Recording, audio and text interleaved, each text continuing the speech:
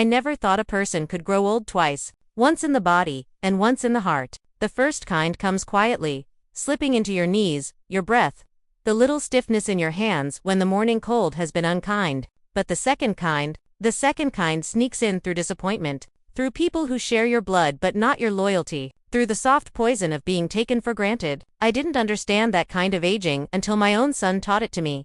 I remember the day it truly began. Though at the time it looked so ordinary. Just a Wednesday morning, a weak sun washing pale yellow across the curtains. Dust drifting lazily through the air, as if it had nowhere better to be. I was sitting at the kitchen table with my tea, holding the cup the way I always do, with both hands wrapped around it as if it were a small animal seeking warmth. The house was quiet, too quiet. I could hear the clock ticking on the wall. An old thing with brass hands that ticked louder whenever the loneliness crept in. There was a time when I liked quiet, needed it, even, but as I grew older, the quiet began feeling like a held breath, like the house was waiting for someone who never showed up. The phone rang. My son's name glowed across the screen. And I felt that familiar pull in my chest, the kind only a mother feels, no matter how old her children get. I answered with a smile already forming. I thought he'd ask how I was. I thought he'd tell me he missed me, or that he was bringing the grandkids by on Sunday, like he'd promised last month and the month before that. But instead, his first words were, "Mom, I need you to sign something." As if love were a signature. As if motherhood were a stamp of approval he could cash in anytime convenience allowed. His voice was rushed, distracted. I heard the tapping of a keyboard, the hum of someone nearby. The kind of background noise that told me I was not the center of this conversation, just a stop along the way. He didn't ask how I slept, didn't ask if my hip was still aching. He didn't even tell me what the signature was for before pushing on. "It's just a document for the assisted living place we talked about," he said. "They need your consent. Don't make this complicated." We had never talked about any such thing, not once, but children have a way of rewriting memories to suit their convenience. They pretend you agreed to things you never would have accepted. They slip their desires into your silences and then call it mutual understanding. I told him calmly that I wasn't moving. Not now, not soon, not while I still knew the difference between day and night. Between my name and the number on a hospital chart. There was a pause on his end. A long, heavy pause. Then he sighed, the way people sigh at a stubborn child. "Mom, you're 81, he said. "You're vulnerable. It's not safe for you to be alone." There it was. That word. Vulnerable. A word that doesn't describe a condition. It describes an opportunity. Vulnerable people aren't always the weak ones, they're simply the easiest to take from. I didn't answer right away. My tea had gone cold in my hands. The room felt suddenly smaller, as if the walls had leaned in to listen. He kept talking, filling the silence with words he thought sounded like concern. "It's not a big deal. They'll handle your medications, the cleaning, the meals. It's better this way." Better for whom? Better for what? I heard someone in the background ask him if he had gotten the forms signed yet. And something inside me tightened, not in fear, but in recognition. This wasn't about care. This wasn't about safety. This was about taking something from me. My home. My independence. My life. I ended the call gently, because mothers do that even when they're breaking. I set the phone down on the table and looked around my small kitchen. The pale blue cabinets my husband painted the year after we married. The chipped mug I refused to throw away because he once held it. The stack of recipe cards curling at the corners. Everything in that room was a piece of my life's proof. Every scratch, every stain, every faded color. They wanted to take it. They wanted to move me like a piece of furniture, something to relocate, repurpose, discard when convenient. I reached for the window latch and opened it just enough for the cold air to slip in. It sharpened me, cleared my thoughts. I stood there with my hands on the sill, my fingers brushing the wood my husband sanded smooth, decades ago, and I felt something inside me wake up, a memory, a strength, a voice I had tucked away when grief made everything feel too heavy to carry. I whispered to myself, "Not yet, not like this." The next morning, I found an envelope in the mailbox with a printed letter tucked inside. Care planning long-term placement options. Long-term placement options. Risk of decline without intervention. It was cold language, mechanical, as if drafted by someone who had never held a parent's trembling hand or remembered the sound of their laughter. At the bottom, in a handwriting I knew too well, my son had written, "Please cooperate, Mom. Don't make this harder than it needs to be." And something in me snapped, not in anger, but in clarity, the kind you feel when you finally see what has been in front of you for years. I went back inside, pulled out the notebook I kept hidden under my bed, and read the pages I'd written long before any of this began. The pages he did not know existed. My handwriting steady, my thoughts clear, my intentions sharp. It was all there, the reasons I made my decisions, the names of those I trusted, the words I'd written for the day I could no longer speak for myself. And as I read them, I realized I had been preparing for this storm long before it arrived.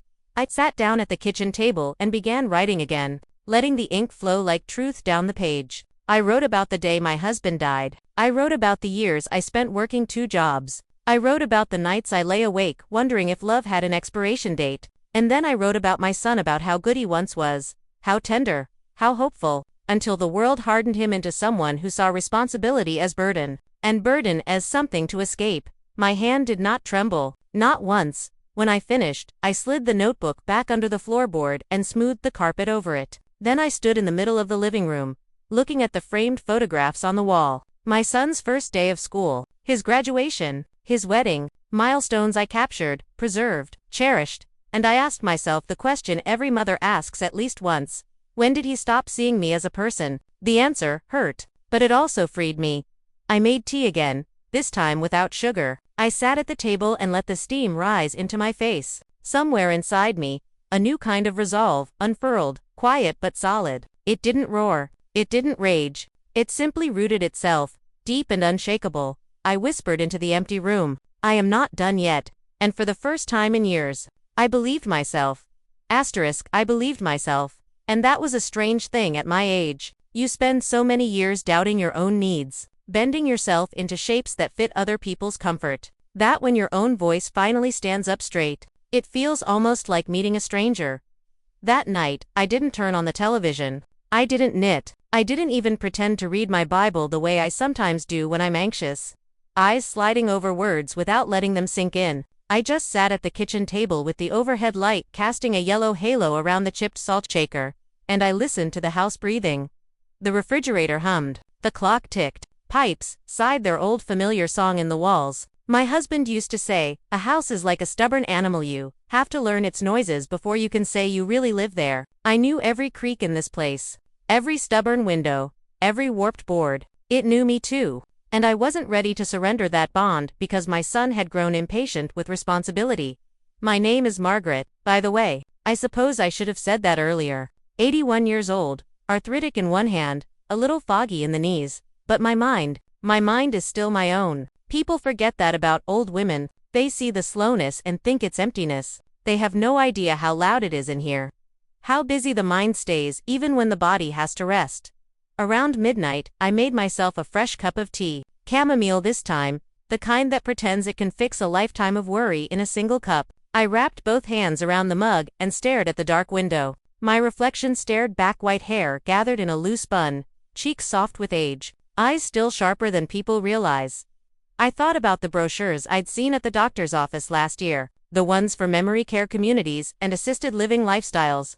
All of them with smiling gray-haired actors seated at spotless tables, always holding a cup of coffee or a bingo card. No one ever looked angry in those photos. No one ever looked like they missed their own couch, their own kitchen, their own front yard. It bothered me then. It terrified me now. My son wanted me in a place like that, a place where staff would buzz around in soft-soled shoes, where everything smelled faintly of disinfectant and decaf coffee, a place where you do not own the walls that hold you, only pay rent to pass through them quietly.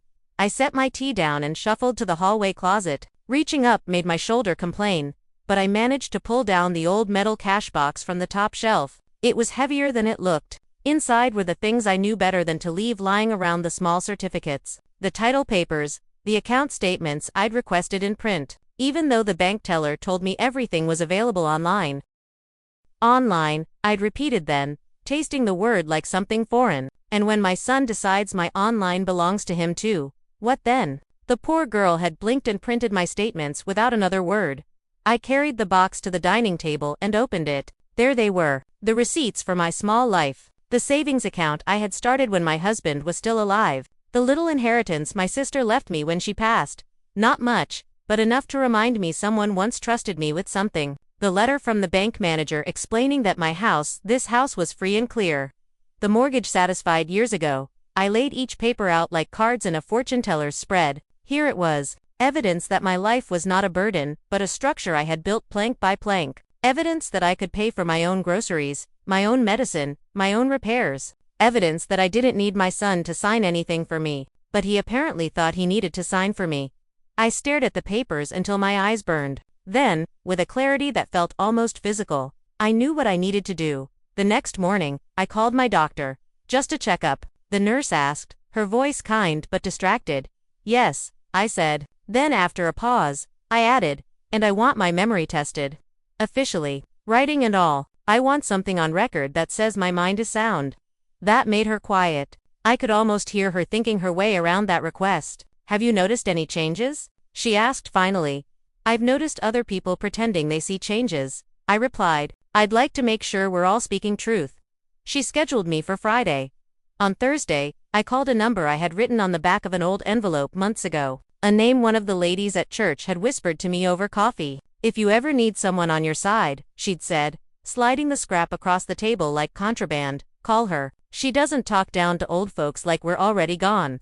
Her name was Ms. Ramirez, an attorney, older than my son, younger than me, with a voice like polished wood, smooth but sturdy. When she answered, I told her who I was, and then I told her what I feared. Not in frantic bursts. Not with the tangled guilt I used to carry when it came to my son. I laid it out like a map. My son wants to move me into a facility I never agreed to. He believes my age is consent. He speaks as if my home is already halfway to belonging to him. I have assets in my own name. I have documents. I am not confused. I am not wandering. I cook my own meals, pay my own bills, take my own pills. But I can feel a storm gathering in him, and I refuse to drown in it while I still know how to swim.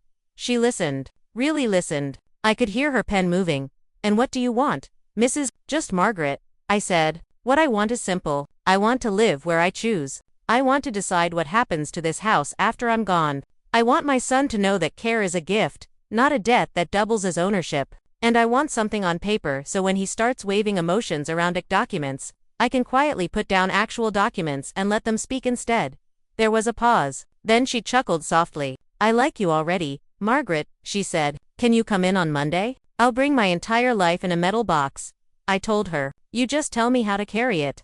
Friday at the doctor's office felt like an odd sort of performance. He asked me questions, dates, names, current events. He had me draw a clock and then mark a certain time on it. I drew the circle carefully, the way my own mother taught me to cut biscuit dough, confident and clean. I numbered it, 12, 3, 6, 9, then filled in the rest. He watched my hands. I drew the hands of the clock as he asked. He nodded, made notes, asked me to remember 3 words and repeat them later. I did dot at the end. He sat back on his stool, that funny kind that spins a little if you're not careful. He looked at me over his glasses and said, Your mind is in good shape, Margaret, in some ways, sharper than people 20 years younger. That's not flattery. That's a professional observation.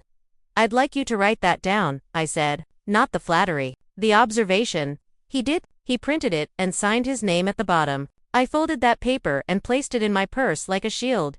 On Monday, I dressed in my good sweater, the deep green one my husband used to say made my eyes look mischievous. I pinned on the simple brooch he gave me on our 40th anniversary a little silver bird with its wings half open, caught between staying and flight. I liked the symbolism. Ms.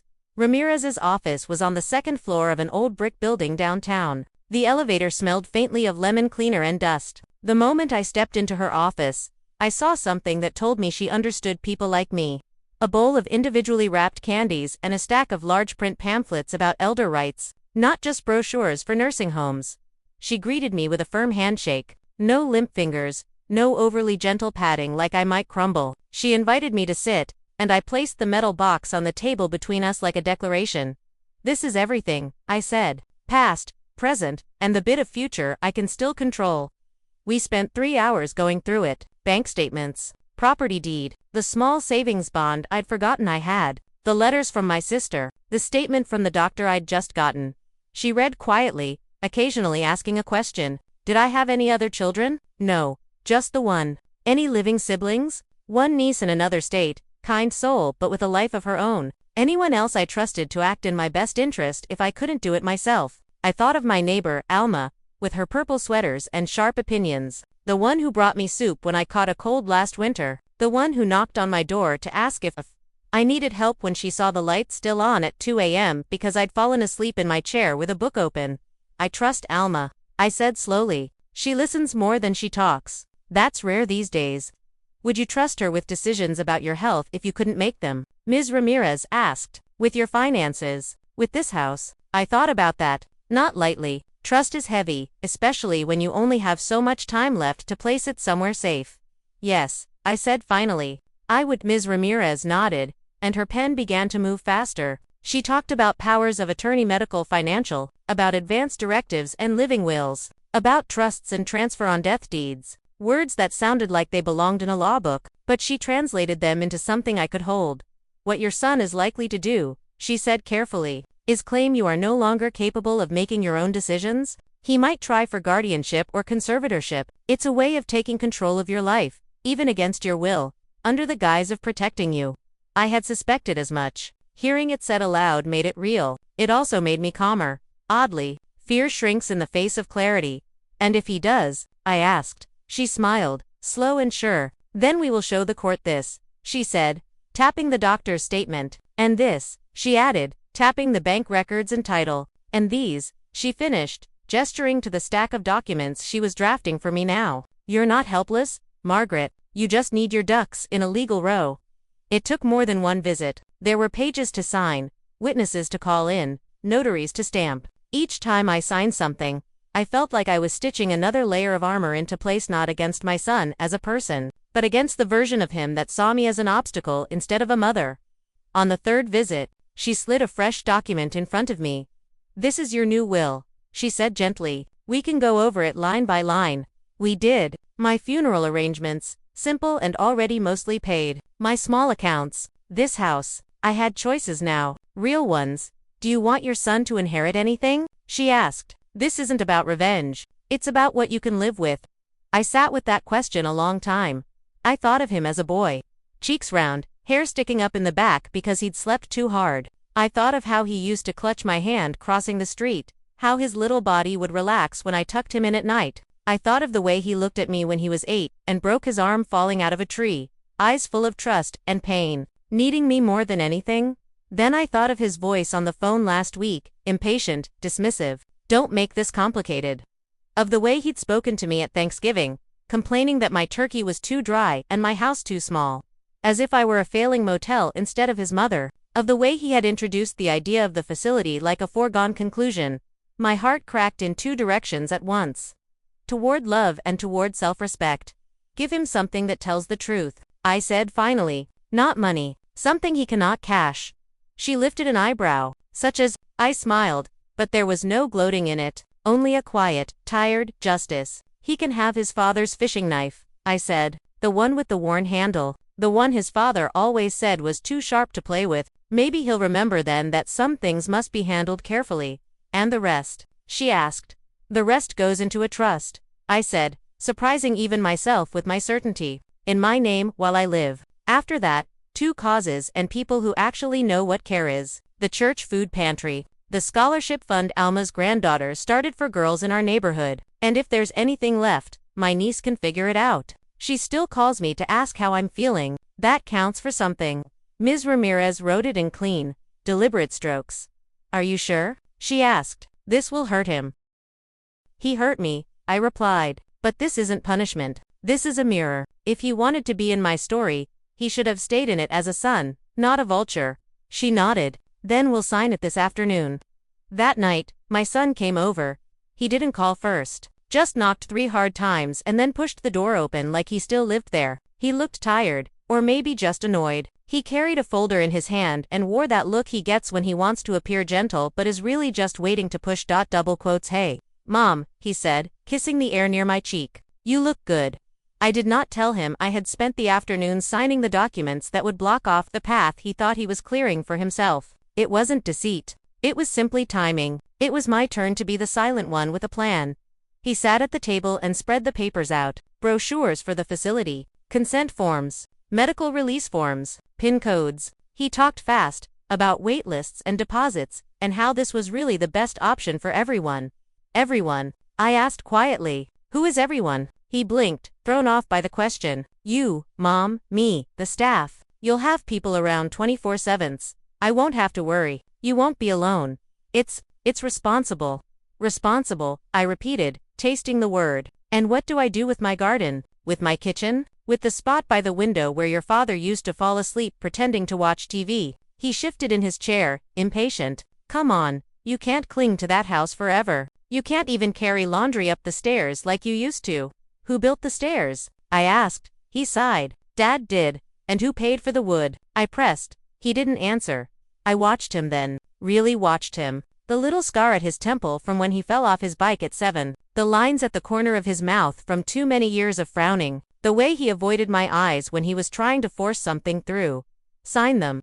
Mom, he said finally, sliding the pen toward me. Don't make this ugly. The pen lay between us like a weapon. I picked it up, uncapped it, and for a moment, I let him think I would do as he said. I looked over the forms slowly, felt his gaze on me like pressure. Then I set the pen down neatly on top of the stack and folded my hands. No, I said just that. A small word, but it landed heavy in the room. He stared at me as if I'd spoken a language he didn't understand. What do you mean? No, I mean no, I replied. I am not going. Not now. Not as a solution to your worry or your impatience. Not while I can still tell you the year and the president and the name of the nurse who took my blood pressure last Thursday. Not while I can still bake my own bread and find my own church pew. I am not going. His face hardened. So you'd rather risk falling and breaking your hip? You'd rather die alone on this kitchen floor than let professionals help you? I'd rather live on my terms than die standing in line for a bingo game. I shot back, a little sharper than I meant to. And if I fall, I will deal with it. That's life. Not a crime scene for you to manage from a distance. He rubbed his forehead. You're being unreasonable. No, I said calmly. I'm being alive. He gathered the papers, his movements jerky now, shoving them back into the folder like he wanted to suffocate them. You're going to force my hand, he muttered. I can't just stand by while you make dangerous choices. I tilted my head. What choice is dangerous? Exactly. Staying in my own paid home. Cooking my own meals? Hiring help when I choose, not when you do. If you won't cooperate, he said, standing now, eyes flashing with something ugly and scared, I'll have to prove you can't make decisions anymore. For your own good. I'm sure you'll try, I answered softly. But you should know something. He paused at the doorway, folder clutched in his fist. What? I have already spoken to my doctor, I said, and a lawyer. I have documents that say I can make my own choices. I have appointed someone who is not you to handle things if I ever truly cannot, and I have written down, very clearly, that being placed somewhere against my will would be a violation of my wishes. His face went pale. You did what? I lived long enough to learn from my mistakes, I said. One of those mistakes was letting you believe I am helpless. That ends now.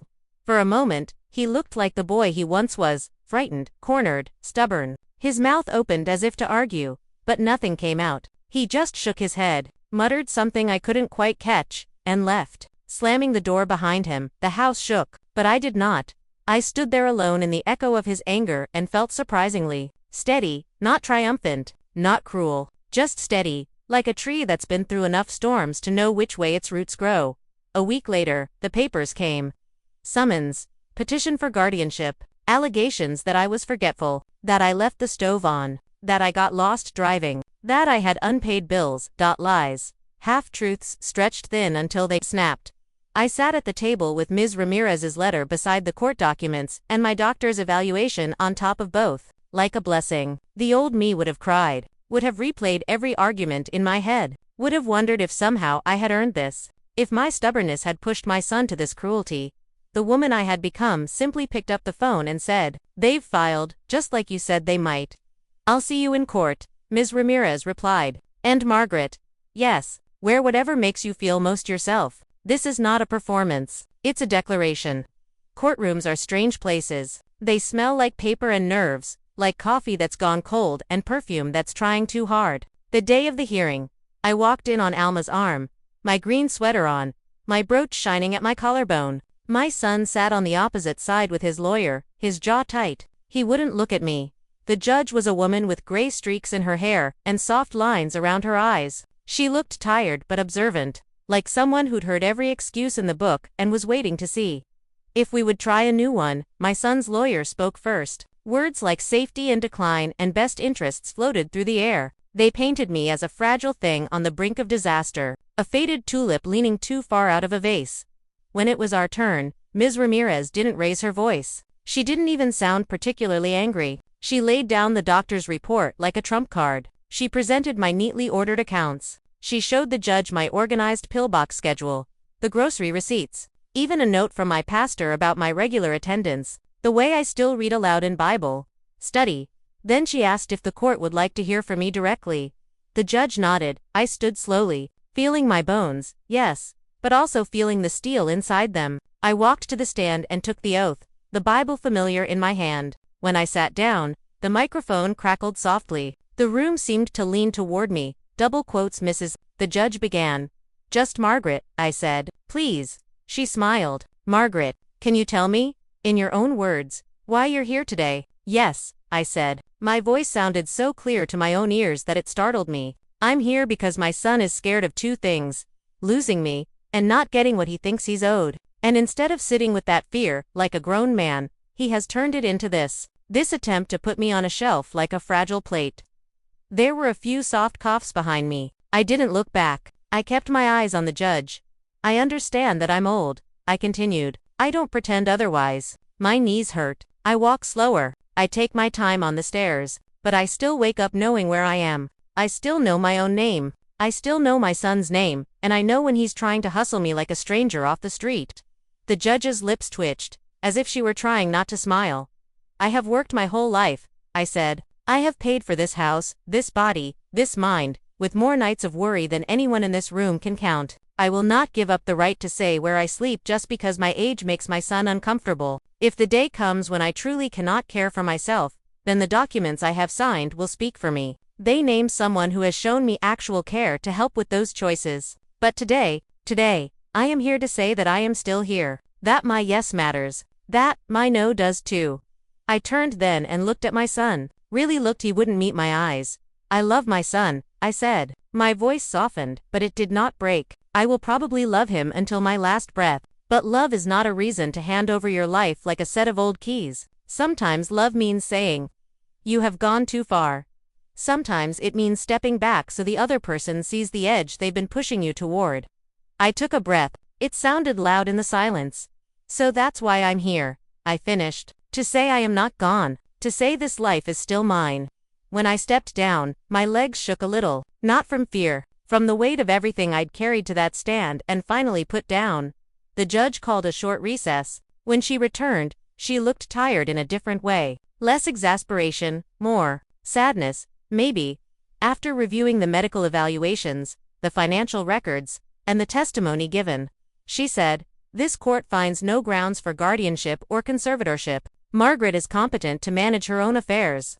There was a soft exhale in the room. Mine. Maybe Alma's. Maybe even Ms. Ramirez's. The judge continued. Furthermore, she said, looking directly at my son, I would remind family members that concern and control are not the same thing. Your mother's independence is not a threat to your love, but your attempts to override her choices certainly are a threat to hers.